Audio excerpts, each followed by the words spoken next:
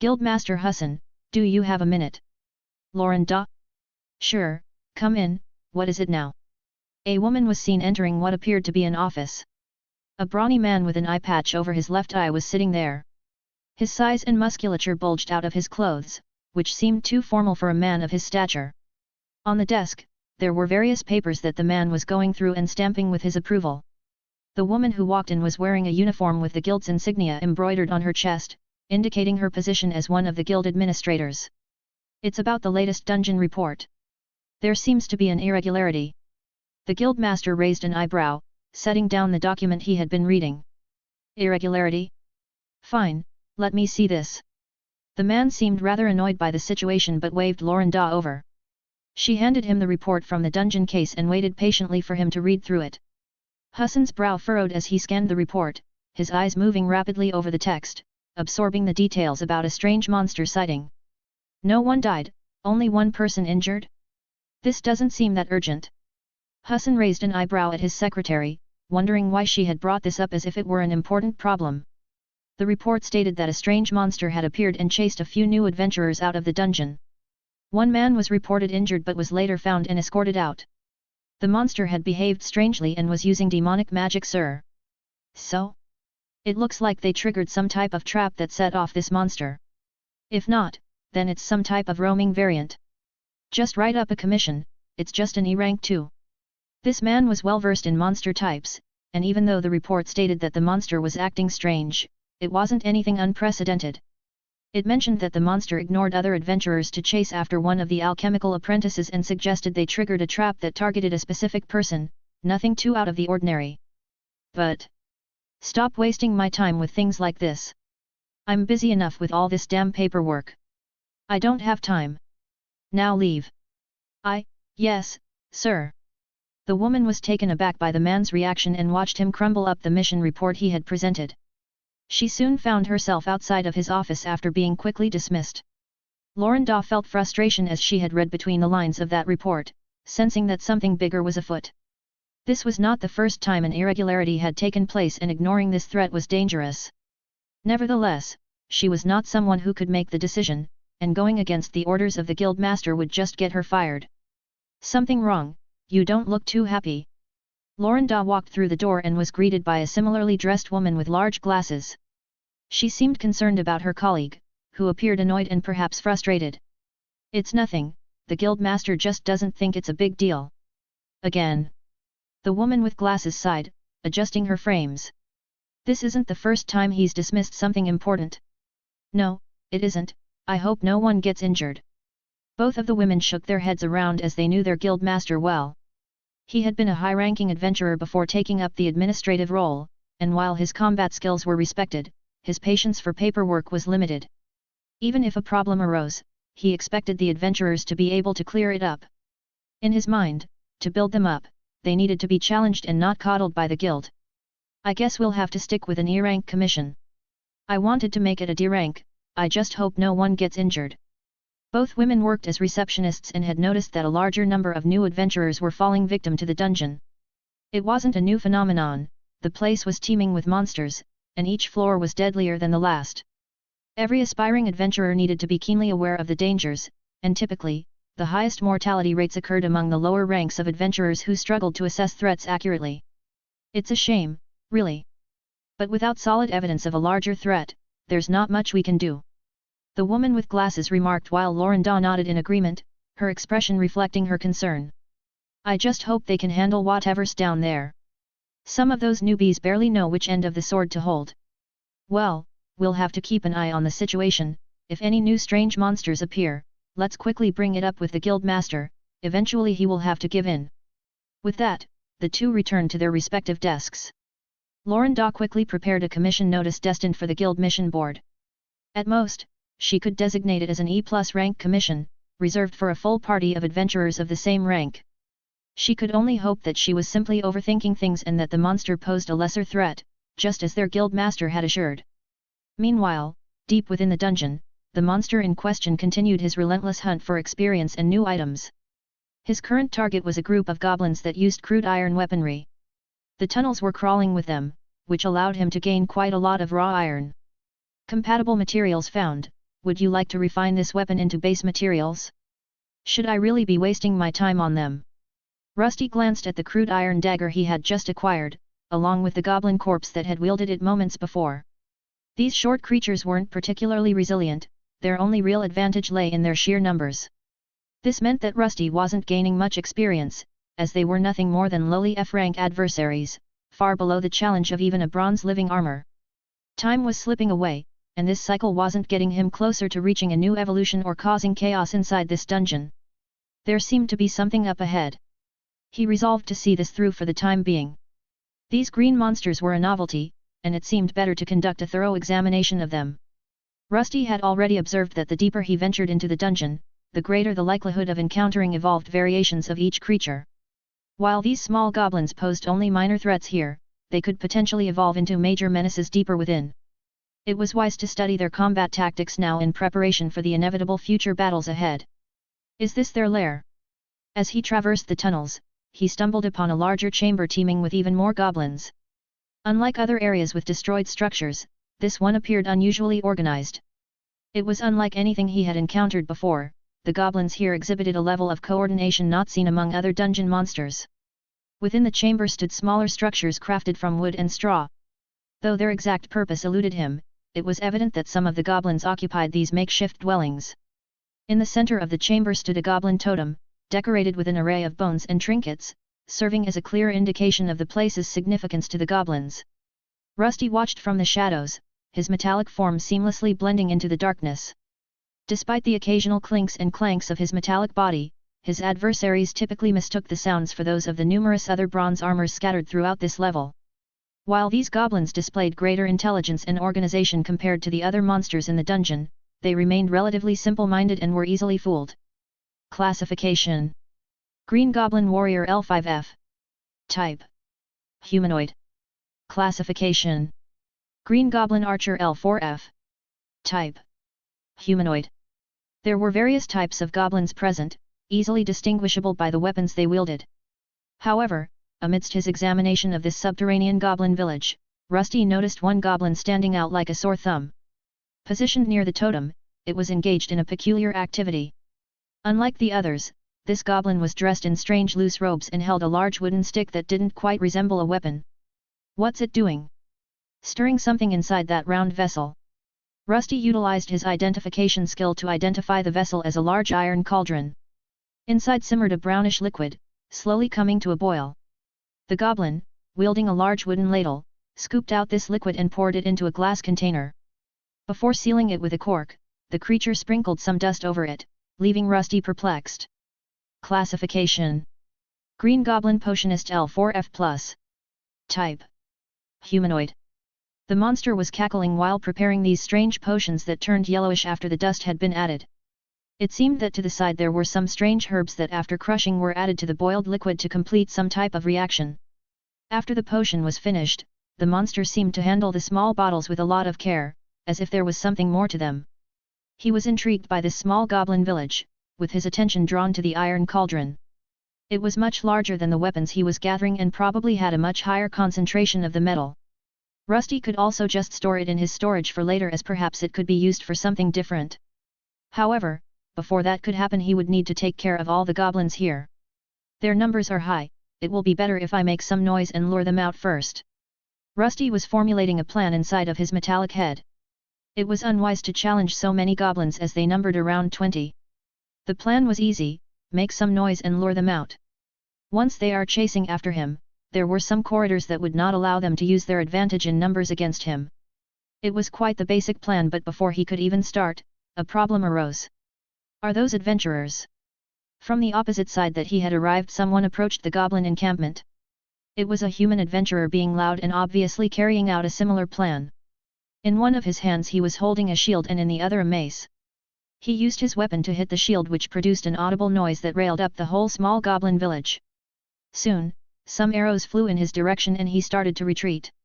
It was clear to Rusty that these adventurers had a similar plan to his own, as they were trying to lure the green monsters into a trap. Once they defeated the monsters at another location, they would likely return here to loot the place. There seemed to be a few valuables that they desired, perhaps including the strange yellow potions. However, to Rusty's surprise, there was more to the potions that he initially expected. The goblin potionist, the highest ranking of the goblins, seemed enraged. The potions he was concocting had an unusual use. Along with the arrows, he hurled them towards the adventurer who had escaped into one of the tunnels. The moment a glass bottle connected with the ground, a small explosion shook the chamber. Rusty observed as the bottle shattered on impact, igniting into a burst of flames that sent a shockwave through the area. The green goblins laughed and screeched in excitement, their eyes glinting with malicious intent. Explosive potions. Rusty's plan now needed a quick revision. These goblins, particularly the potionist, had access to weapons far more dangerous than their crude iron daggers and bows. A direct confrontation could be quite deadly, as if he was hit by one of those potions, even his armor might not protect him. He was in luck as the monsters focused on the adventurer, luring them outside. The goblin who used the explosive potions followed, taking almost all the other goblins with him. Only 4 green humanoids stayed behind, apparently to guard the village while the rest were gone. This behavior was unique to this monster type. If they had been skeletons or any other undead creatures, they likely would have all left together. Is this a chance? Rusty asked himself if there were any other adventurers approaching, but none seemed to be. The timing couldn't have been better. With the majority of the goblins chasing after the retreating adventurer, he seized the opportunity. Rusty waited in the shadows, scanning the area for any sign of a secondary party of adventurers who might be waiting just like him. After a few tense moments, he decided to make his move. Silently, Rusty slipped out of his hiding spot, taking advantage of the goblin's distraction. His movements weren't entirely silent, but the rustle of his bronze armor was overshadowed by the surprise of his sudden appearance. The goblins, preoccupied and not expecting an ambush, were caught off guard when Rusty charged out from one of the side tunnels. With his poleaxe, Rusty swiftly struck the first goblin. The creature fell almost instantly under the force of his blow. The remaining goblins, now aware of his presence, let out shrill cries and rushed at him in a frenzy.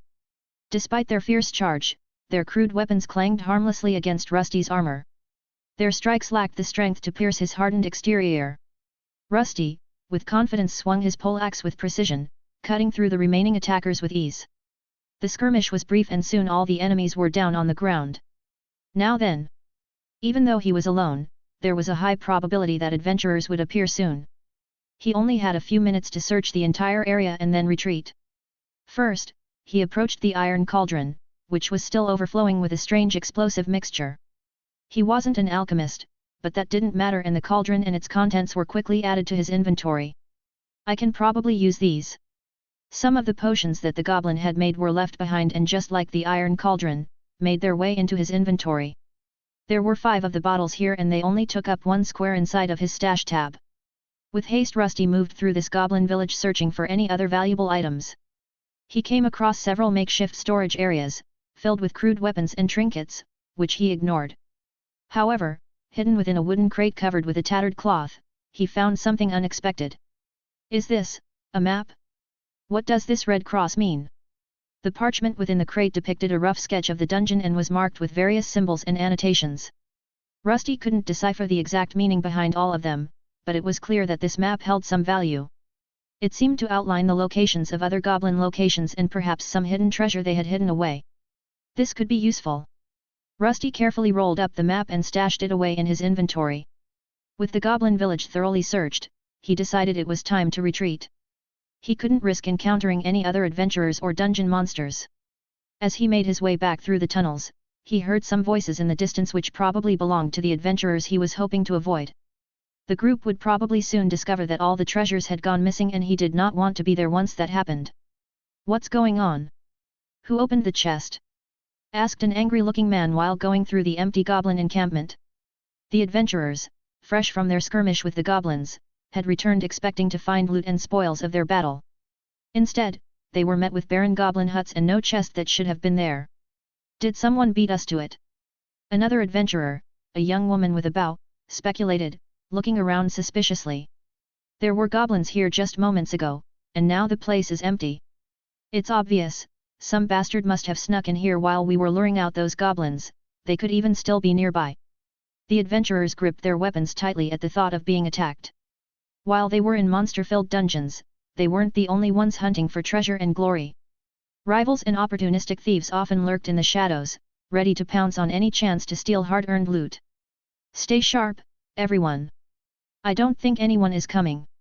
The adventurers looked around, but even after waiting for several moments, they were not attacked. They were greeted with nothing but silence and soon realized that whoever had looted everything here had already escaped. The one responsible was long gone and did not intend to test his luck. His goal here was completed and his inventory was filled with explosive potions. Rusty, the one responsible for the adventurers' annoyance, was already moving towards the 6th floor. He had stayed close enough to hear their complaints but moved away almost immediately after. There was no reason to engage with a whole group of crafty adventurers. Even though his elemental darkness worked well on them, he would quickly run out of magical energy without the mana crystals in his possession. It was better to limit the use of high MP costing skills in the future, and for that, he also needed to further his other skills. Basic Swordsmanship L7. Passive Skills. A skill that makes it easier to wield a sword, is required to unlock more powerful sword skills. Basic Archery L3. Passive Skills. A skill that makes it easier to wield a bow, is required to unlock more powerful archery skills. Basic Shield Proficiency L4. Passive Skills. A skill that makes it easier to wield a shield along with other weapons. It is required to unlock more powerful shield skills. Basic Polearm Proficiency L1. Passive Skills. A skill that makes it easier to wield pole arms, is required to unlock more powerful polearm skills. Basic Blunt Weapon Proficiency L2. Passive Skills. A skill that makes it easier to wield blunt weapons like clubs and maces, is required to unlock more powerful blunt weapon skills. While moving, he reviewed his weapon proficiency skills. Basic Swordsmanship was his highest skill, while the others lagged behind. During his dungeon travels, he had tested a few theories, and after asking the hero for confirmation, he learned that certain laws governed skill leveling. This also meant that there was an optimal way of leveling up.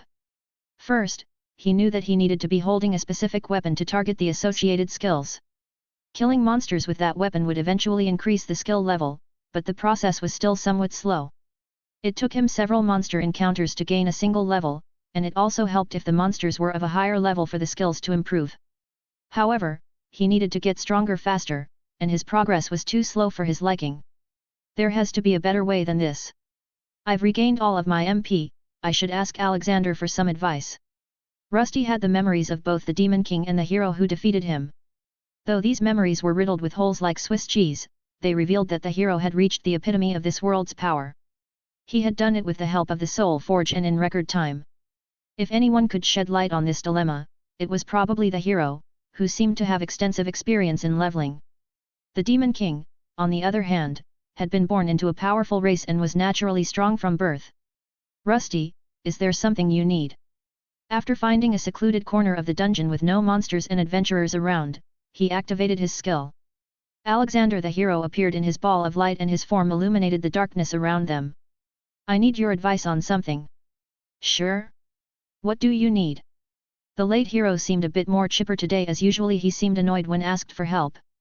However, Rusty did not really notice the change of tone as his metallic mind was focused on getting stronger and saving Gleam. Is there a better way to level up my skills? Fighting monsters normally is too slow, I don't think I'll be able to get strong in a month like this. Alexander floated closer, his light pulsing as if to indicate that he was thinking. Leveling up skills efficiently? That's a tricky one. You're right, normal grinding can be tedious. But there are some strategies you can try to speed up the process. Rusty's metal frame creaked slightly as he leaned in, eager to hear the hero's advice. Go on.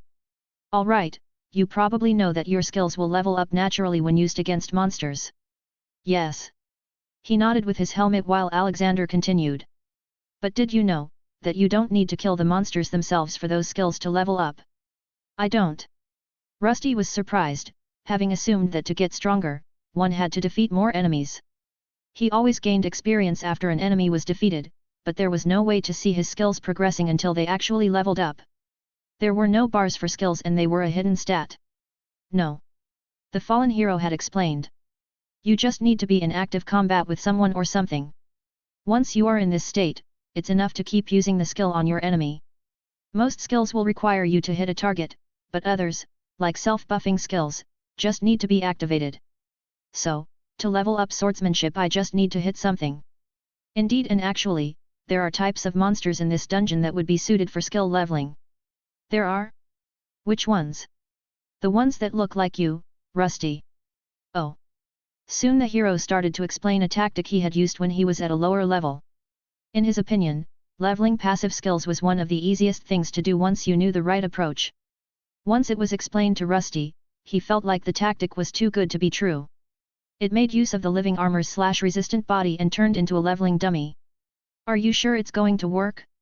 I haven't seen adventurers use such a strange method, wouldn't they use it?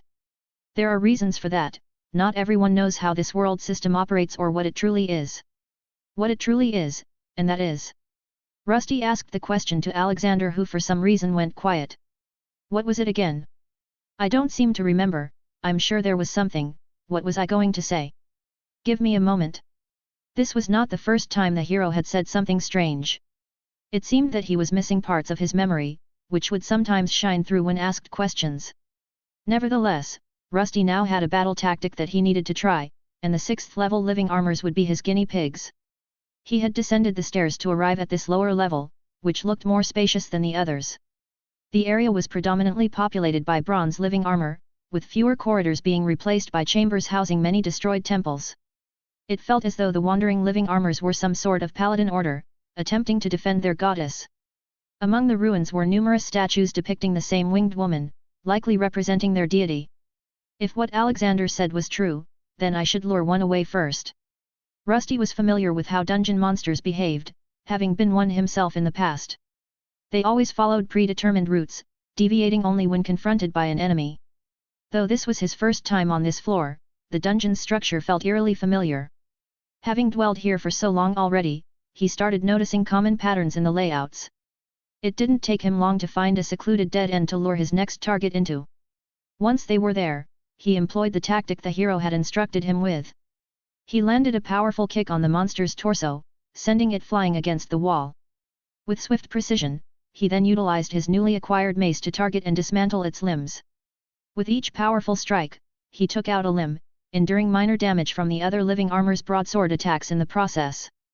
Soon, the monster was reduced to nothing more than a torso, its body parts scattered and out of range of its limb control skill. Now, Rusty put away the bronze mace and retrieved the bardic he had previously taken from another monster. With it now equipped, he aimed to test out a training method that, if used correctly, should rapidly level up his basic polearm proficiency. With delicate precision, he connected his weapon with the monster's torso, exerting just enough effort and power to trigger the skill use. The idea was to deliver no more damage than necessary. If what the hero said was true, inflicting just 1 point of damage would suffice for this strategy to be effective. Congratulations, basic polearm proficiency has reached level 2. This fast. The system notified him that his skill had gone up by a level. While he had used this polearm a few times before, this was the quickest he had seen any of his skills level up. To achieve this, he had continuously struck the monster with minimal effort, taking away only 1 point of damage each time. Simply by tapping the monster with the bladed end of his polearm, the system registered each contact as a full hit, granting him consistent skill experience. This bronze armor was level 5, with hit points comparable to what Rusty had when he was still a corroded twilight bronze armor. It had lost some HP during the disarming process, but he could still deliver close to 50 hits before it reached the lower threshold. After that, even if he continued to strike, the monster's health would not drop below 1. This was due to its monster core, which needed to be destroyed to completely defeat it. So, this would happen if I get to 1 point of health. His common bronze counterpart no longer seemed able to move. Previously, it had continued to move its helmet and limb stumps, but now it lay motionless on the ground. There seemed to be some type of debuffing effect once all health but 1 was depleted. Unlike him, the other living armor monsters could not restore their bodies. This was an advantage he could exploit in unfavorable situations, as his enemies would assume he was the same as the others. Right, he said, to target the core with an active skill once I got all HP down. Congratulations, basic power slash has reached level 5. To his joy, the first active skill he had acquired also leveled up after he used it against the underside of the bronze armor's helmet. The hero had informed him that there was a hidden bonus: once a monster was defeated, the skills used in the process would level up faster. The hero's advice was simple: reduce the monster's HP to 1 while leveling the passive weapon skills, and then use an active skill that consumed MP to deliver the final blow. Neat, then I should test the next one. He had gone through his attacking skills, but his task was not over. There were 2 defensive skills he needed to level up, which required a change of equipment and a willingness to put himself in some danger. After stowing the polearm, he retrieved his shield and also picked up the one the living armor had dropped. Armed with both shields, he headed back to lure another living armor into his secluded spot.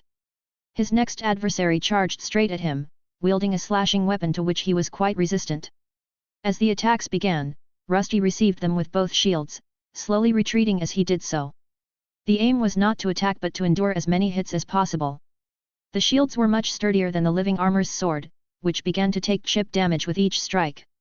Leveling his basic shield proficiency seemed quicker but also more dangerous. There was always the possibility that one of those rampant slashes could end up hitting his body or core. However, this was also part of his turtle tactic. Rusty wanted to be hit both on his body and on the shields he was holding. There was a second skill he wanted to increase, one that would make his whole body become sturdier. Congratulations, basic shield proficiency has reached level 5. Congratulations, lesser metal body has reached level 6. His regular bronze monster counterpart was the perfect creature to help him level both of these skills.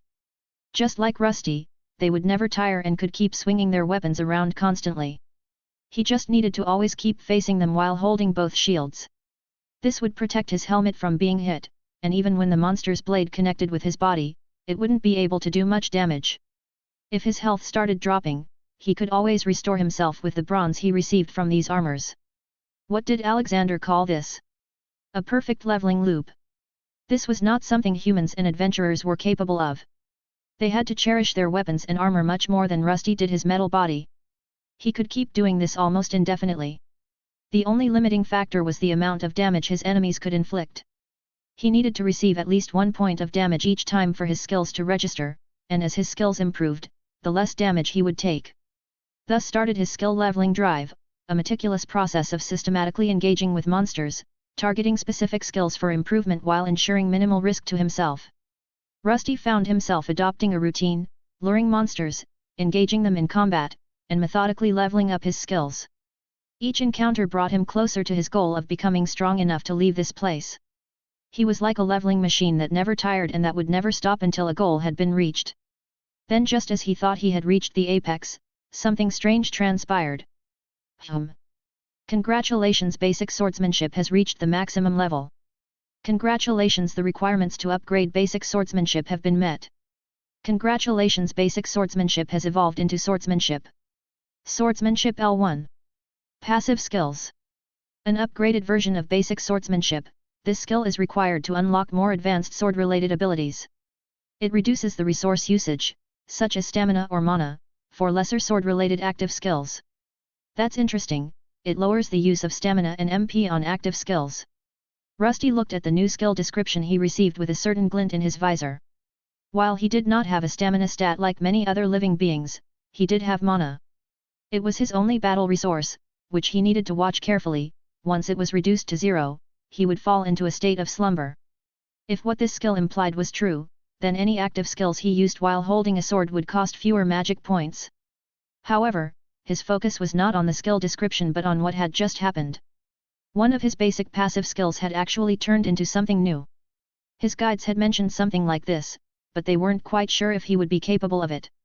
Rusty was an irregular dungeon monster who shouldn't have been able to heighten his level or acquire new skills without the dungeon heart's help. The dungeon created all the monsters and redistributed their stats, not the monsters themselves. Now it was clear that his skill could reach new heights, but there were also some limitations.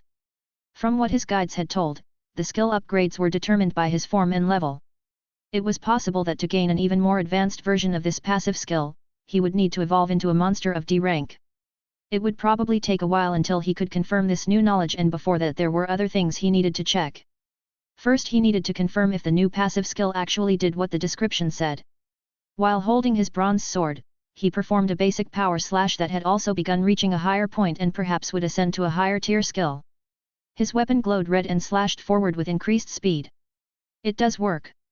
Previously, the power slash skill had consumed 5 points of his MP, now, it only cost 3 points.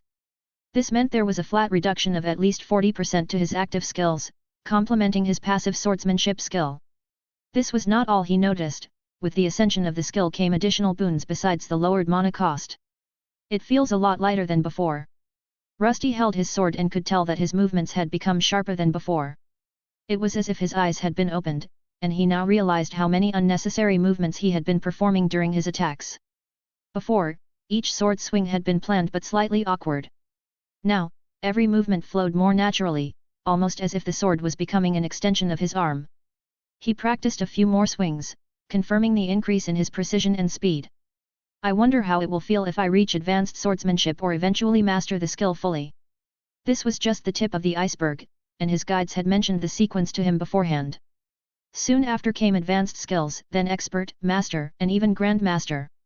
There was still a lot he could improve, and he had multiple skills to train. With the help of this tactic, it was possible to do this at a record pace, but he was still working on a tough schedule. He wanted to descend further down and start leveling, but he also recognized the importance of his skills. Stats weren't everything, a lesson he learned after facing off against that adventurer leader. With the help of his basic elemental charge skill, he was able to fend him off. Under normal circumstances, the man would have likely emerged victorious, given his more advanced skills and probably higher level. Yet, one skill managed to turn the tide of battle, making Rusty quickly realize that skills were just as crucial as his main level and stats. I don't have any passive skills regulating elemental charge and discharge though, so I won't be able to lower how much MP it uses. When leveling active skills, they would usually just increase in power, or the area they covered would become wider. This held true for his basic elemental charge skill as well, which, once leveled up, would affect everything further from the item he charged up. Gaining 40% more time with the skill active would have been much better than just intensifying it. However, he wasn't sure what would happen once an active skill had been upgraded. The tactic of using it to slay each of the living armor monsters was working, albeit not as quickly as with the passive skills. Rusty continued with leveling up his passive skills along with his active ones, focusing on power slash and thrust the most. He was systematically luring in more living armors, even deciding to try multiple ones at once. With both shields and his body being hit from all directions, his defensive skills were being leveled quite fast and soon they also started advancing to the next tier of power. Congratulations, basic shield proficiency has reached the maximum level. Congratulations, the requirements to upgrade basic shield proficiency have been met. Congratulations, basic shield proficiency has evolved into shield proficiency. Shield proficiency L1. Passive skills. An upgraded version of basic shield proficiency, this skill enhances the user's ability to defend with a shield. It reduces the stamina or mana consumption for shield-related active skills and increases overall defense when wielding a shield. Rusty nodded in satisfaction as he read the new skill description. His efforts were paying off, and he could feel the difference in his defensive capabilities already. With shield proficiency, he was more adept at using his shields efficiently and somewhat knew better how to predict enemy movement while defending. Soon, his other defensive skill had gone through a change without really much of a change in its description. Metal Body L1. Passive skill. Increases the body's defense. Defense is dependent on durability.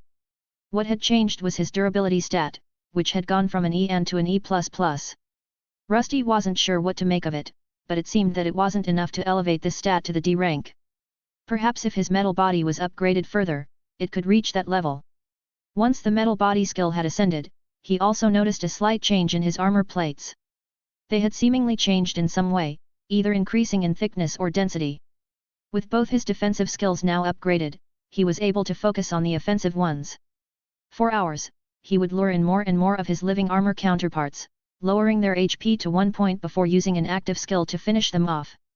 Eventually, multiple of his passive skills were reaching the threshold of advancement, and finally, one of his active skills had reached over level 9. Congratulations, basic power slash has reached the maximum level. Rusty waited for the system to continue giving him more updates, but after the first one, it didn't continue. Even after he went into his status screen and selected the list of all his skills, there was no new active skill, just the regular power slash skill with max written in brackets where the level used to be. It seemed that active skills were a bit different than passive ones. He wasn't sure what the problem was, but soon he would discover why. Despite this setback, he persisted, as he was gaining experience for many of his skills and regular levels. Congratulations, you have gained a level. Congratulations, you have gained the power slash skill. Congratulations, you have gained the basic shield parry skill. His level had increased as he began killing more and more of the F+ ranked living armors. While they weren't E-ranked monsters, they still provided good amounts of experience and were high in numbers.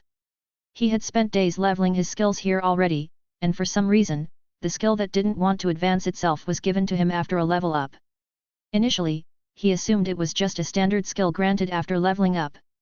Rusty still received some skills from growing his levels, but none overlapped with the ones he had absorbed. The shield parry skill was something new and unrelated to the others. What led him to assume that he needed to go through a level up to enhance the active skills that had been maxed out was that he had gained 2 skills at once. This had never happened before, but he wouldn't be sure until he confirmed it during the next level up. Basic Shield Parry. Active skill. Basic Shield Parry is an active skill that allows the user to deflect incoming attacks with their shield, reducing or completely nullifying the damage taken. When performed correctly and at close range, it can stagger the opponent. The new skill was quite intriguing but proved to be challenging to use in practice. Rusty attempted to use it against one of the other living armors and failed instantly. There was no visual cue to the skill, but once activated, he had to commit to a parry motion. If the timing was missed, as it was on his first attempt, he would open himself to an attack. The parry motion was quick and forceful, making it difficult to retract his shield once swung. Luckily, his body had become a lot sturdier than before and all the hits from his enemy only caused damage to their own bronze blades. On the other hand, once the parry was initiated correctly and he connected with the enemy armor's sword arm, it would stagger them back. A strange vibration would course through their body, causing something akin to a stun debuff. During this window of opportunity, he had around a second to quickly go in for a critical hit. It was a clear high-risk, high-reward type of skill, one that would likely require a lot of time to master. Eventually, 1 whole week had passed since his return to the dungeon. Rusty had spent all this time progressing through his passive skills without bothering to rest or sleep even once. When his body was damaged, he simply restored it with the numerous bronze bodies that had piled up. Over time, his leveling spree came to an end. This should be enough, I need to move on. All his passive weapon skills had been upgraded to higher tier ones. It was clear that basic skills were F rank, and fighting F+ living armor opponents allowed them to level up quickly. To repeat such a feat, he would need to do the same with E-rank monsters, something he hoped to confront soon. His main goal was to damage the dungeon and force the heart to banish him. To his surprise, this week of grinding not only allowed him to gain skill levels but also seemed to affect the temple area where he had made his temporary lair. The relentless battles and accumulation of defeated living armors had altered the environment. The number of bronze armors has decreased, there should be twice as many. The number of his lesser counterparts had decreased by at least half. It seemed that killing them and taking their bodies for spare parts had put some type of toll on the dungeon. Rusty wasn't sure, but this dungeon might have required the monsters' bodies to be returned, otherwise, it would eventually run out of resources to recreate them. While adventurers sometimes took monsters or their body parts with them, it was not to the extent Rusty had done. His game-like storage space was quite vast and did not have the limits his stash tab did. There was a limit of 99 for each body part of the living armor, but that didn't stop him from gathering more. He could use his SP to turn those body parts into bronze ingots after reaching the limit.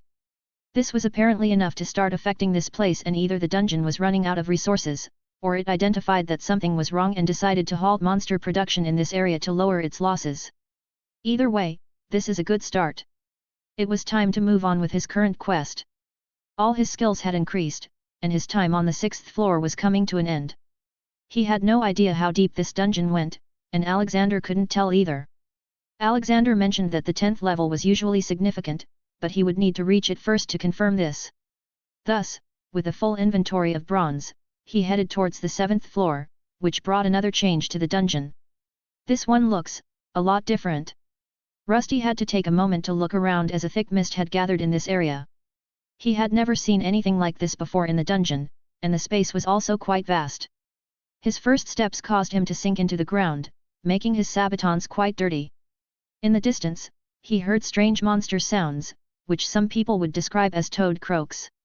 There are no corridors here. It was a giant swamp, with it spreading out in all directions. The dense fog made it difficult to see far out and the ground was covered in mud. This place was not like the other floors and it would probably be a lot harder to hide himself from adventurers. Rusty moved cautiously, each step squelching in the soft ground. The fog was thick, reducing his visibility to only a few meters ahead. The croaks and calls of amphibious monsters echoed eerily around him. He approached a few strange sightings, which turned out to be tall, dark trees with no leaves.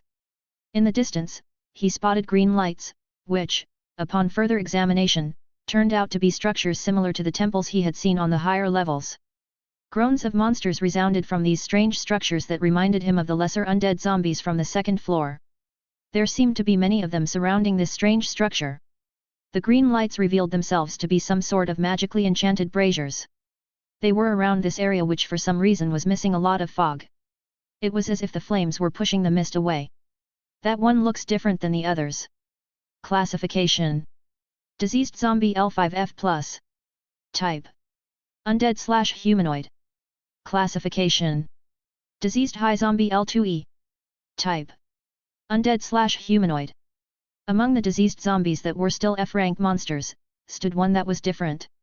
Its body was larger with more muscular limbs and its movements were swifter. It was the first time Rusty had encountered a proper E-rank monster, and it was an undead zombie type, something that he probably had an affinity for. I suppose, this is where it starts. While hiding behind one of the large swamp trees, Rusty scanned his surroundings to ensure no other monsters or adventurers were nearby. Soon, he equipped his shield and longsword. It was time to conquer this floor as he had the one before. Perhaps if he could continue slaying multiple monsters, the dungeon would need to react to his presence and eventually reject his existence. Q-ah! A burst of light emitted from a longsword and engulfed a small chamber filled with zombies. The light traveled in a dome-shaped effect, pushing away a large group of undead creatures of various levels and sizes. Once the burst of energy subsided, only one creature stood among them. Even an E-rank can't do much against a weakness. Rusty looked over the room filled with about 15 dead zombies. Among them, 2 were of higher caliber, but even they couldn't do much against his burst of light energy. He had already figured out how elemental weaknesses worked in this world. His luck seemed to be great as many undead zombies roamed this 7th level and were quite susceptible to his light. This floor was a lot different than the ones that came before it. They seemed to have their own mini-dungeons in the form of strange crypts. The swamp was mostly covered in mist, with entrances to these underground tombs well lit with strange green flames. It was as if the dungeon heart wished to lure the adventurers inside their narrow corridors filled with traps, undead monsters, and poison. However, the dungeon heart probably did not count on one of its monsters going rogue. Rusty was fully immune to any poison, disease, or foul stench that these monsters could use to attack the senses of adventurers. His body was also immensely sturdy and easily reparable with the large amount of bronze he had been able to gather. Is this what these adventurers risked their lives for? Each of these underground crypts held a lone chest in one of the large end chambers. This was the second crypt he had visited, and this one was also a letdown. Instead of pristine weapons or armor, the items were made from a rather strange metal. Classification: Slightly golden goblet. Type: Item. Description: A goblet containing a low amount of gold.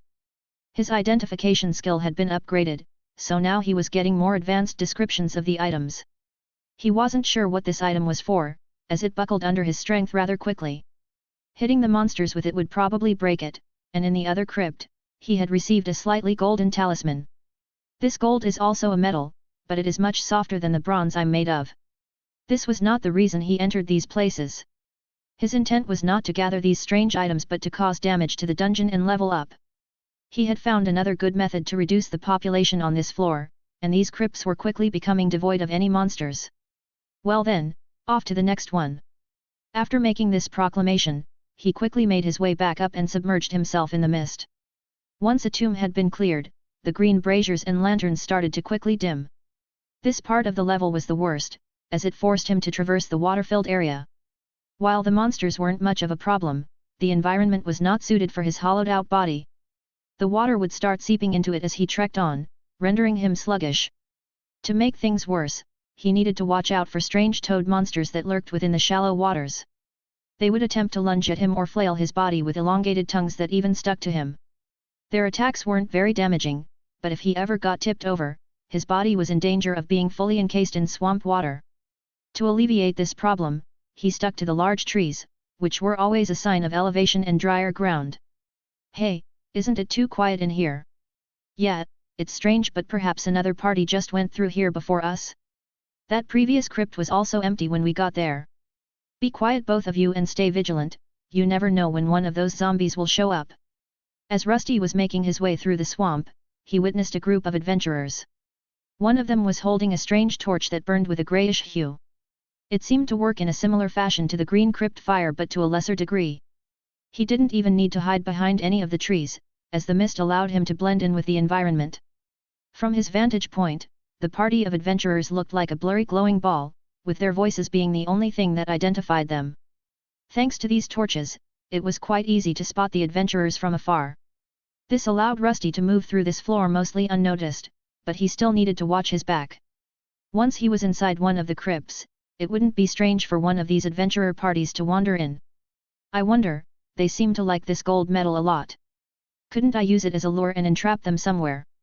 While this was a possibility, Rusty decided to avoid making himself known for the time being. Both the hero and the Demon King had already warned him about them. If he continued slaying adventurers, ones he would not be able to handle would eventually appear, just like that one other time. His goal was the dungeon heart, and messing with the dungeon and these hard-to-access crypts was a great target. After making a small detour, he advanced towards the greenish tint of mist. Thanks to the color pattern, it was easy to find the zombie-infested tombs. As long as there were monsters outside, he could be assured that no adventurers had gone inside. As he approached one of the crypt entrances, the green light cast long shadows on the muddy ground. The crypt's structure was ancient, with moss-covered stones and intricate carvings that hinted at its age. The moans of various zombies resounded as they identified the intruder.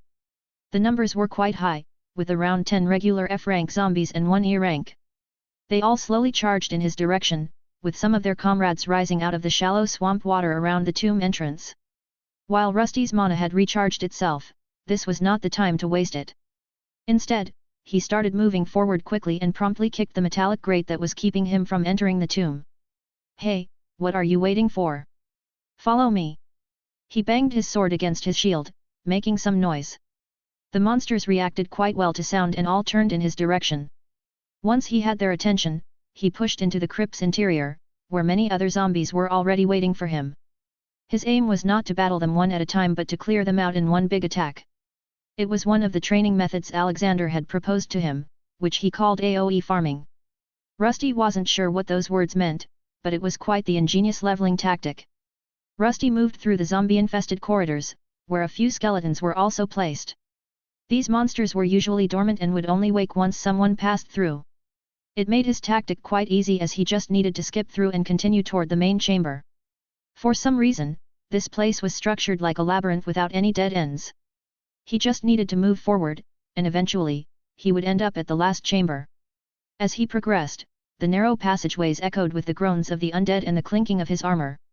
He kept his shield raised, deflecting the occasional swipe from a zombie or skeleton, and finally, the main chamber was there. The largest concentration of undead awaited him there, but this was not enough. All the monsters that he had previously awoken were coming here, only when they were all here would he unleash his ultimate skill. That should be all of them. The monsters pressed in from all sides, forming a ball of undead flesh and bones in the chamber. Rusty found himself at the center, wielding his shield as a bludgeon to fend off the zombies. However, their numbers overwhelmed him, pushing relentlessly. Even his sturdy bronze body began to yield, bending under the force. Suddenly, it began to emit a bright white light. The monsters staggered back, but it was too late. Rusty raised his sword into the air, the glow concentrating along its blade. In a burst of radiance, it shot out in all directions. Where the light touched the undead zombies and skeletons, they began to crumble into dust. Even the more evolved types couldn't withstand the attack, and soon, more than 40 adversaries were reduced to mere echoes in his metallic mind, with only one message holding his attention. "Congratulations, you have gained a level. Name: Rusty. Classification: Twilight Bronze Armor EL6. Type: Magical/Inorganic. Hit points HP: 151/151. Magic points MP: 24/134. Special points SP: 40/40. Strength: 34E. Agility: 15E. Dexterity: 13E. Constitution: 36E. Intelligence: 18E. Wisdom: 19E. Willpower: 19E. Durability: E++. Basic Elemental Charge L7. Active Skill. Allows the user to imbue objects with elemental mana. Outcome will differ depending on the type of the object. Basic Elemental Discharge L5. Active Skill. Allows the user to eject a powerful surge of elemental energy from within objects imbued with elemental mana. Even after the third group, they aren't going up much. He was gaining experience at a fast rate now and he could see himself reaching level 10 quite soon. It didn't take him long to clear out these tombs, and blasting the zombies was much faster than fighting them one by one. Their strange bodies persisted even after decapitation, some were even capable of resurrecting. Only his light elemental discharge ensured an instant kill against them. His metal visor was drawn to the nearby black chest, much like in the other crypts where it sat between caskets. Rusty cautiously approached the chest, aware of its tendency to hold surprises. To him, it appeared quite ordinary, and he lacked any trap detection skills. As he lifted the lid, a puff of purple smoke greeted him directly. You resisted sleep. You resisted poison. His living armor form proved itself resistant to these debuffing effects as always, and he was free to take out the item from within. This time around it was something quite small and metallic, reflecting the dim light in the chamber. Rusty lifted it from the chest, his curiosity piqued. The item was a small, intricately designed ring, perhaps magical, given its strange glow. Classification: Lesser Mana Regeneration Ring. Type: Accessory. Description: a magical ring that boosts the wearer's passive mana regeneration. Rusty's metaphorical heart skipped a beat as this was something quite intriguing. It wasn't the first accessory item he had encountered, but it was the first with a discernible magical effect. His identification skill didn't specify the exact increase in mana regeneration, but even a slight percentage could prove useful. At this point in time, it took him well over an hour to recover all of his magical points. Cutting this time down by even 10 minutes would be quite useful, as without his mana, it wouldn't be possible to use his AoE tactic. Finally, something useful. He held it between his thumb and index finger. There was a little pulse of energy when he looked at it, but it eventually subsided. This was the first time he used an accessory, so slipping it on one of his metallic fingers proved hard. His hand was much too thick to make it fit on any of his fingers, even his pinky could not hold it, and it just fell down to the ground. Wait, if I want to equip something, shouldn't I do it through my status screen? For a moment, he felt silly for attempting it. Rusty had tried to mimic adventurers who occasionally wore such jewelry on their fingers, a rare sight, but not something he could replicate with his metallic body.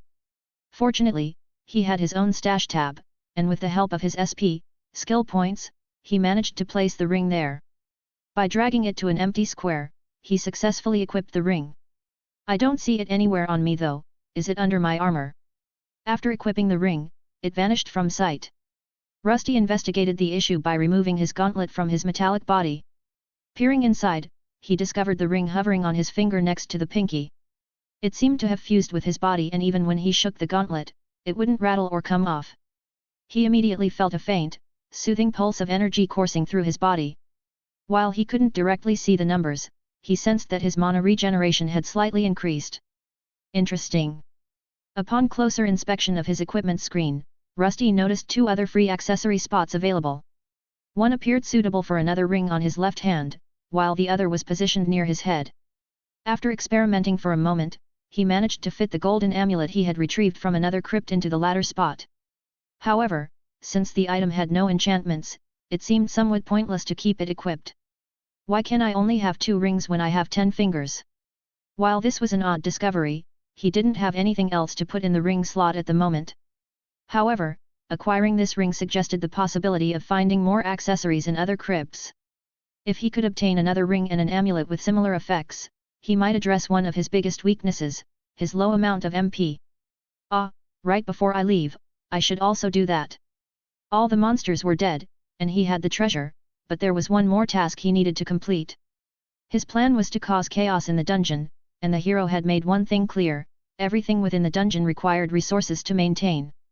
Killing too many monsters at once would strain it, but there were other ways, like setting off every trap in the vicinity. Poison couldn't affect him, and no rusty iron spikes could pierce his metallic body. Rusty continued his systematic extermination of the undead-filled tombs. With each crypt he cleared, his efficiency improved. He became adept at leading groups of zombies into tight spaces before unleashing his powerful elemental discharge, maximizing his mana usage and minimizing the time spent on each encounter. His skills continued to improve, and his levels were ever rising. Soon, the 7th floor began to change. The thick mist that once covered it started to thin out, and the sound of toads grew fainter. His plan was working, and he might soon begin to evolve further. However, the question remained, would he be able to achieve freedom and rescue Gleam? Time was slowly running out, and nearly 2 weeks had already passed. He was certainly affecting the dungeon floors around him, but would this be enough to affect the dungeon heart? Don't tell me, this one is empty too. Well, do you see any zombies around? Why did we bother hiring a priest if there aren't any zombies? I don't know, but you reckon he will give us a discount? 3 adventurers looked at a man wearing priestly garb. He appeared to be in his 30s and was shaking his head while smiling. You won't get a discount just because someone got to the treasure faster. The priest responded with a chuckle, causing the adventurers to slump their shoulders and sigh. He then moved towards the underground crypt they were trying to clear out, his hand brushing against the walls. The man closed his eyes and recited a prayer. Soon, the wall was covered in a golden sheen which quickly vanished. This divinity, how is it so pure? Was a high cardinal in this crypt? But that just makes no sense. While the adventurers and the priest were fumbling around in an empty catacomb, the being responsible was making his way down a flight of stairs. The 7th floor had been altered by his doing, and now that the mist had thinned, it was too dangerous to stick around. Finally, some hard ground under my feet. Rusty's bronze feet clanked against the stone steps as he descended deeper into the dungeon. The change in environment was a welcome relief from the damp, swampy terrain above. The walls here were smoother, intricately carved with depictions of ancient battles and scenes of worship. Torches with blue flames lined the walls of this staircase that descended for quite some time. As he moved, his mind was busy calculating his next move. He had spent quite some time grinding on the undead zombies and exploring crypts. From them, he had managed to unearth some accessories. Most of them were gold-tinted junk, but he had found 2 that weren't awful. One was a ring that increased his mana regeneration probably by 5%. It didn't seem like much, but every bit added up. The second one was something new, it added a flat amount of stats to his own. Classification: Lesser Strength Necklace. Type: Accessory. Description: A necklace that increases the wearer's strength. It only added 2 points of strength, but it was better than nothing. Once equipped, it appeared under his chest armor, stuck to the top area near his metallic neck. If he removed his helmet and held it at the right angle, he could clearly see it there. It seemed to be glued to his bronze body, and when he poked it, the item wouldn't move. Thanks to this effect, it was clear that these accessories would be hard to remove, but he wasn't sure what would happen if his body part was damaged. I don't think I'll be able to repair these accessories, they aren't part of my body. Rusty assumed that if his gauntlet holding the mana regeneration ring were to be crushed, the ring would be destroyed with it. While he could restore his bronze body, he wasn't sure about other items. It was possible for him to wield weapons dropped by other monsters, but repairing them was also impossible.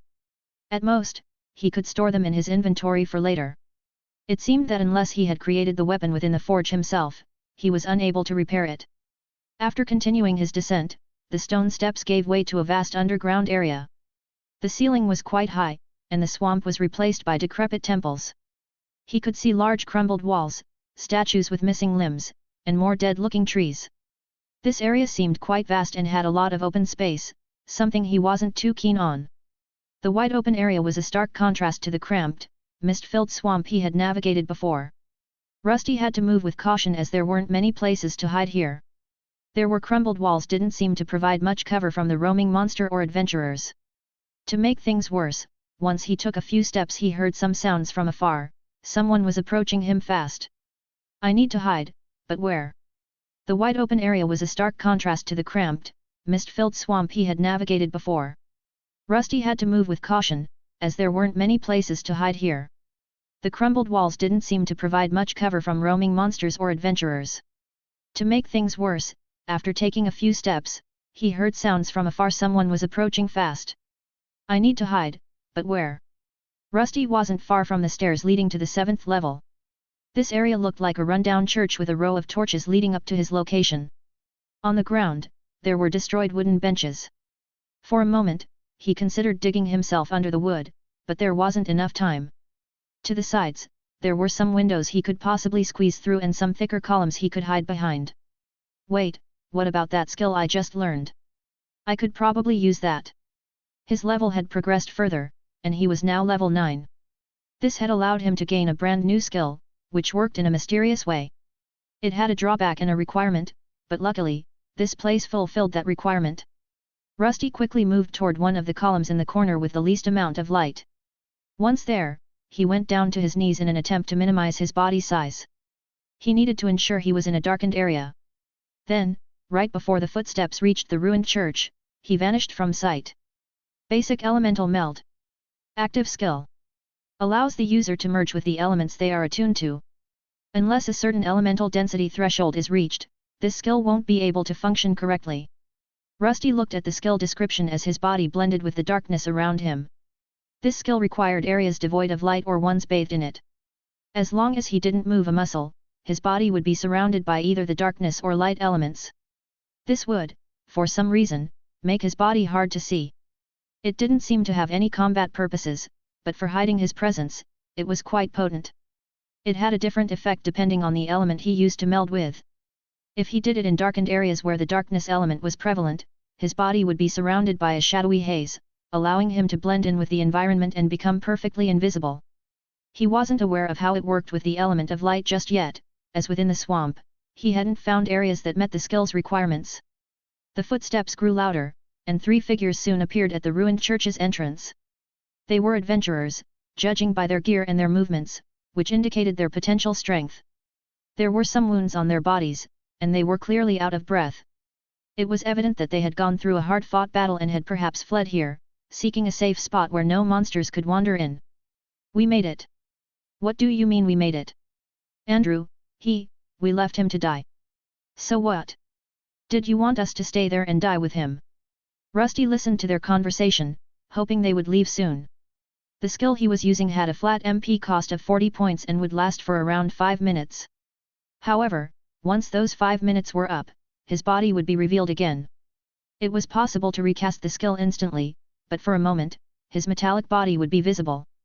His reflective surface made him highly susceptible to being discovered by any light sources. Time ticked by as Rusty calculated the remaining duration of his skill. The adventurers continued to shout at each other, oblivious to the possibility that a monster was nearby. While he was initially hesitant, the more he observed them, the more his intent shifted. They were completely unaware of his presence, and within his inventory were items like poisonous worms and potion bombs. It seemed more sensible to strike while the iron was hot, as he needed to act before his skill ran out. Those potions, I should use them before they recover more of their strength. While Rusty had mostly decided to avoid the adventurers in the dungeon, there was an opportunity to pin the blame on someone else. These adventurers had already been defeated by the monsters on this floor and had lost a member. They weren't a well-put-together party, and if they disappeared, it wouldn't even be that suspicious. It was an opportunity he couldn't afford to let slip away. I have to do it quickly. Carefully, he accessed his inventory to select one of the potions he took from the goblin camp. He didn't need his hands to navigate his status as even just as a helmet, it was something he was capable of. Once selected, a potion appeared in each of his palms, breaking his skill effect. However, this was fine, as no one was paying attention to this corner of the church. With precise aim, Rusty lobbed the potion bomb toward 2 of the adventurers who were talking. They weren't exactly close to each other, but he was sure he could at least get 2 of them. His power shot skill added momentum to his throw, and suddenly, an explosion rocked this supposedly safe area. What's happening? Seizing the moment of confusion, Rusty took out a handful of poisonous worms and threw them in the direction of the third adventurer. The worms splattered against the ground and walls, causing poisonous fumes to fill the entire area. The explosion had done more than just disorient the first 2 adventurers. Both were on the ground, bleeding. One of them was covering both his eyes, as some shrapnel had made its way inside during the explosion. The other one was holding his wrist, connected to a mangled hand, which he had used in an attempt to protect his face from the blast. Rusty moved quickly, his steps much more precise for a creature that was supposed to be a slow-moving living armor. The injured adventurer cradled his mangled hand, eyes wide with panic. His partner groaned beside him, still clutching his bleeding face. The adventurer who had avoided the worst of the blast staggered backward, coughing as the poisonous fumes filled the air. His eyes darted around, searching for the source of the attack. "Who's there? Show yourself!" He demanded an answer, but no one responded. Instead, the attackers revealed themselves by hurling a long weapon at the two other party members. The man wanted to shout to warn his companions, but it was already too late. What looked to be a sharpened poleaxe had pierced his neck. Then, the one responsible charged at the blinded man, finishing him off with a long sword. How is a monster here? The man was stunned by Rusty's arrival. Both his companions had been slayed in a matter of seconds and he was the only one remaining. This surviving adventurer, still reeling from the explosion and the sudden appearance of the living armor, fumbled to draw his weapon. Rusty closed the distance between them with terrifying speed, his shield raised to deflect any incoming attacks. And no stay back. He did not give the man any space to react. With his upgraded weapon handling skills, he was a force to be reckoned with. The man stumbled back as he barely deflected a strike with his own longsword, yet this was not the end. Rusty continued his assault, his blade strikes coming from different angles, with powerful thrusts and slashes raining down. His increase in levels and MP was evident as he showered his opponent with multiple active skills. The man, while trembling, attempted to parry the onslaught, but Rusty's relentless attacks overwhelmed him. Each strike from Rusty's blade sent vibrations through the adventurer's weapon, sapping his strength and will to fight back. Desperation flashed in his eyes as he swung his sword wildly, attempting to land a hit on the living armor, but even when he did, the slashes proved skin-deep. Then, in a swift move, the adventurer's neck was opened, and blood sprayed forward at the bronze monster before him. The man grabbed his neck with one hand, his blade dropping to the ground as he coughed up blood. In desperation, he attempted to grab a healing potion from his side, but before he could, a shield bashed his face in, and he collapsed to the ground like a puppet with its strings severed. Rusty looked at the defeated man, without any emotions. He did not feel sorry for him as any of those three people would have instantly attacked him if he made himself known. What he was more focused on was the prompt on the status screen which showcased that he had managed to level up. "Congratulations, you have gained a level. Why is it like that?" "I'm level 10. The adventurers who roamed these dungeons usually provided him with much more experience than the monsters he slew. This time, he gained enough to advance from level 9 to 10, but the familiar follow-up message that had appeared the previous 2 times when he leveled up did not appear. He should have been able to evolve by now, but despite reaching level 10, nothing was happening. The experience bar, it's partially full too. Does this mean that I have to get to an even higher level than 10 to advance further? He wanted to summon one of his guides to ask them this question, but his mana was mostly spent. Dangers still lurked inside the dungeon, so he would need to postpone this inquiry. Rusty desired to advance further and acquire a higher tier of armor body, one made of either iron or steel. He had already encountered weapons and armor made from these metals. His current opponent wielded a steel blade, which he should have been resistant to, yet the cuts were deep, revealing that his body was nearing its limits. Other adventurers will eventually show up here, I should move their bodies outside this safe area. The bodies of these 3 needed to be moved, as he did not want others to discover he was here. It was likely his enemies were searching for a unique piece of armor rumored to be in these dungeons. If they found these 3 bodies, someone might come to track him down. Gleam possessed tracking skills and his humanoid enemies were capable of using them as well. After peeking outside to ensure the coast was clear, Rusty began relocating the 3 bodies. Despite his high strength stat, their weight was becoming a problem. Without the weight control skill, dragging them away would have been impossible, but eventually, he managed to move them outside the safe zone and behind some crumbled walls where a few zombies lurked. Once he dispatched the zombies, it was time for some looting. "Guildmaster Hassan, do you have a minute? There is an important issue we need to talk about." "Lauren Da? What is it now? Come in." A grumpy-looking guildmaster looked up from a pile of paperwork he had to stamp. Most of it revolved around signing off on new adventurers, due to some new rules the guildmaster had to enforce. The brawny man with the eye patch sighed, rubbing his temples as Lauren Da stepped inside. "It's about that irregularity we talked about earlier." "This again? Didn't I tell you to deal with it? What could an E-rank monster do alone in the dungeon? Don't tell me that more people have died. Are all the new adventurers just incompetent now?" The man didn't seem too pleased at the mention of the irregularity again, but Lauren Da pressed on, her tone insistent. "No, sir, it's more than that. It's not just about adventurers disappearing now. Then what is it?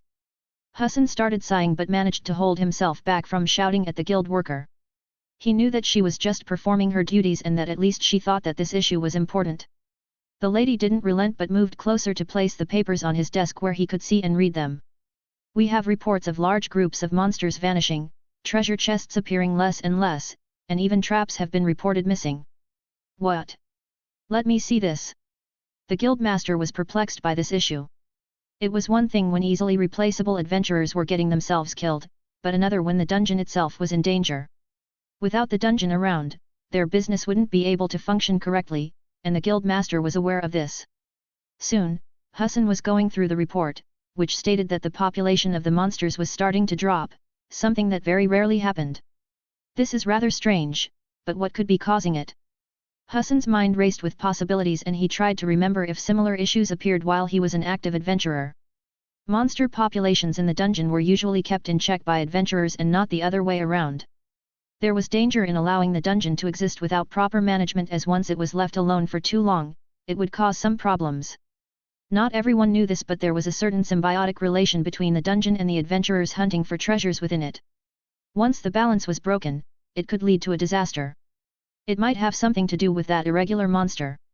As the guildmaster paused, the woman attempted to bring up that topic again.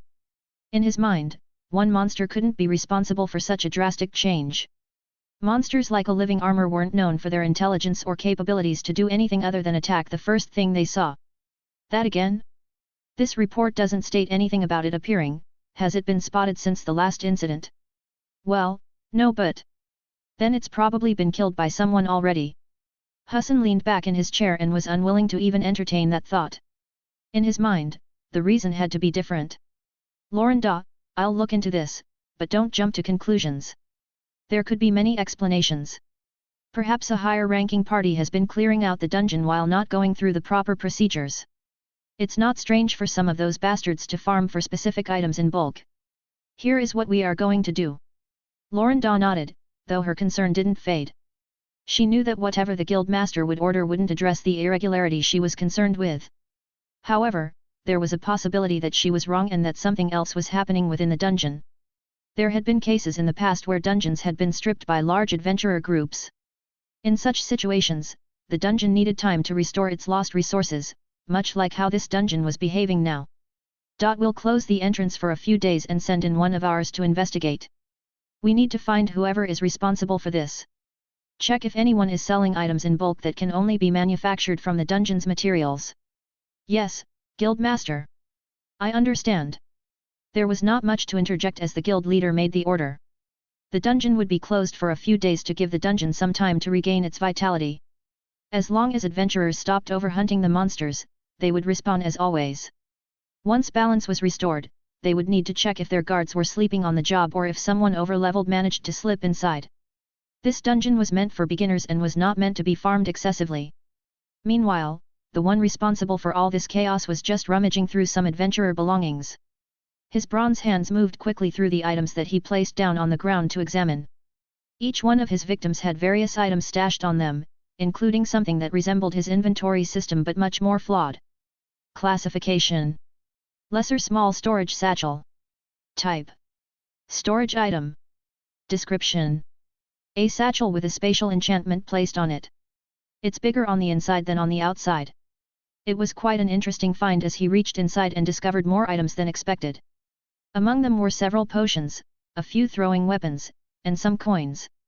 The potions included basic healing and mana restoration varieties. Initially disappointed, he soon realized two things.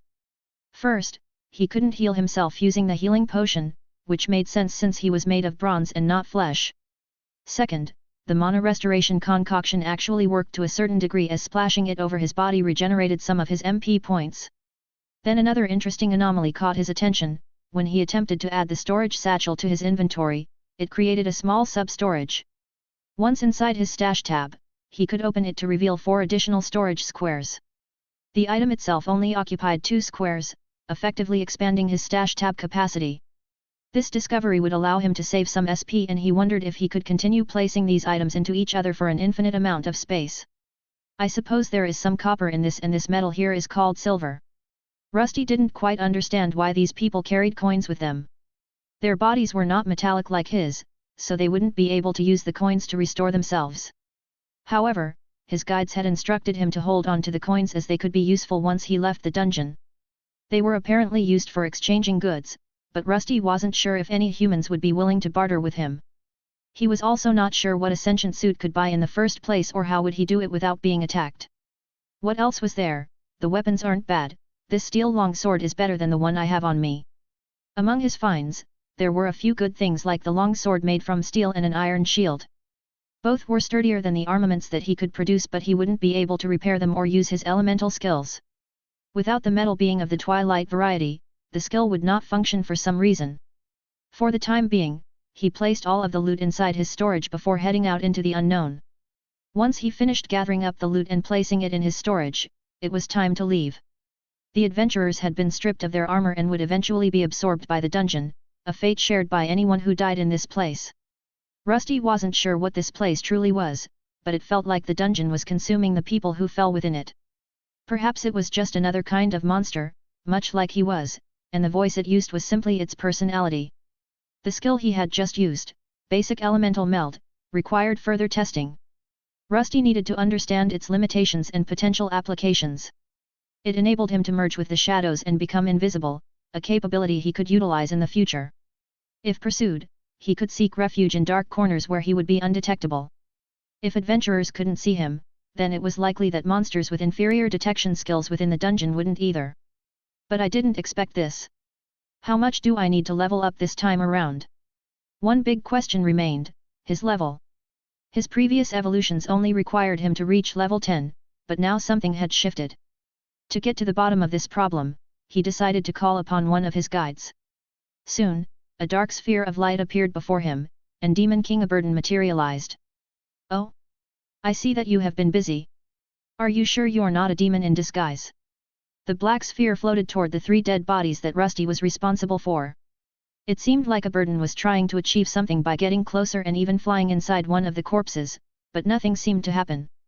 What are you doing? Oh, nothing, just trying to test if an old skill still works. Now then, how can this Dark Lord be of service? Rusty noticed the tone switch but knew that this black orb was sometimes untrustworthy. If it weren't for the skill that compelled it to tell the truth, it might only tell lies. Nevertheless, Aberdan was very knowledgeable about all things related to monsters and demons. When a question about monsters arose, it was better to ask him about it than the hero. I've reached level 10, but I wasn't able to evolve. Why did this happen? Ah, did the hero not tell you?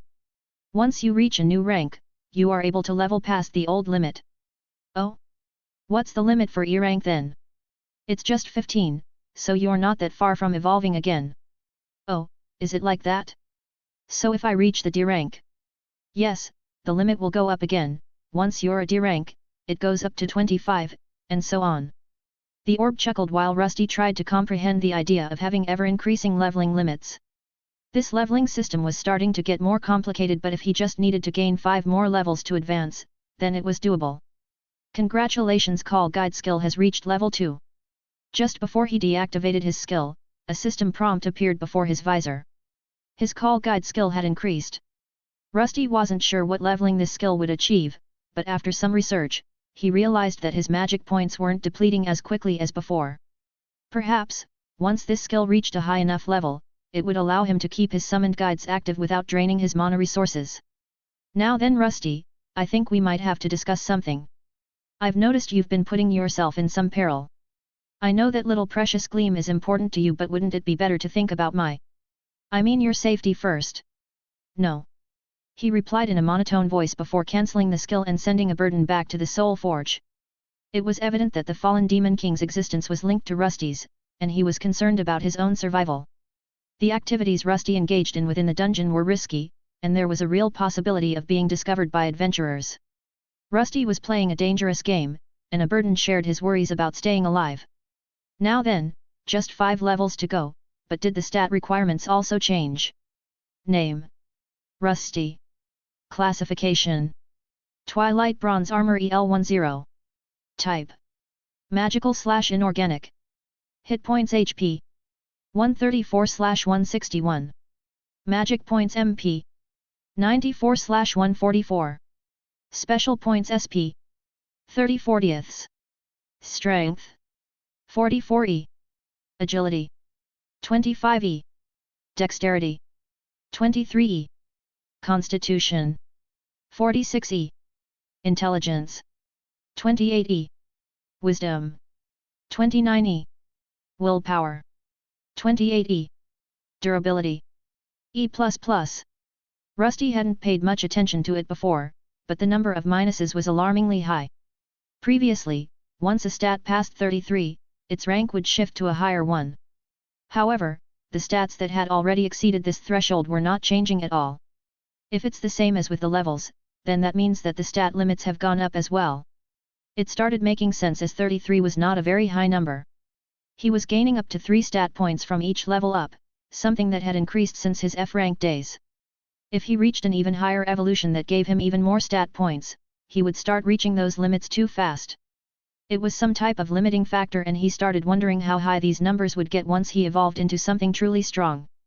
He stood up, his bronze frame glinting in the dim dungeon light, and decided to push forward. He needed those 5 levels to evolve again, and that meant more exploration and more battles. His main objective had not changed and Gleam needed to be rescued.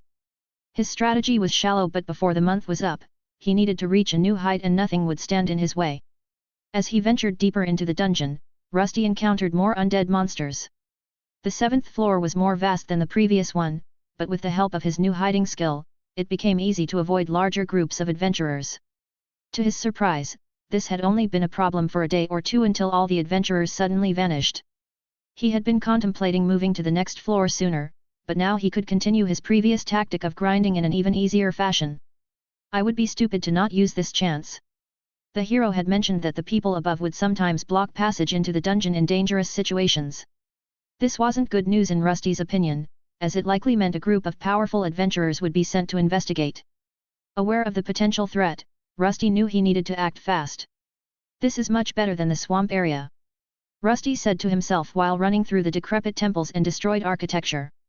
Behind him was a steady stream of zombies and skeletons, all chasing after his shiny bronze form, unaware of their impending doom. Previously, he had only cleared out small groups of around 20 or 30 in the cramped crypts, but the crowd he was pulling now was several times larger. Eventually, he ended up at a demolished church with a missing roof. The monsters followed right after him, pushing through the large entrance, and those that couldn't fit started to climb through the windows. Rusty, on the other hand, ran all the way to the middle where all the monsters could see him. Once they were just a few steps away, he threw his helmet toward a previously prepared safe location. The monsters tackled his metallic frame to the ground and began their attack. He could see his hit points going down, but this didn't matter. Soon, the entire church area was enveloped in a burst of white light. You have gained plus 24 experience points. You have gained plus 14 experience points.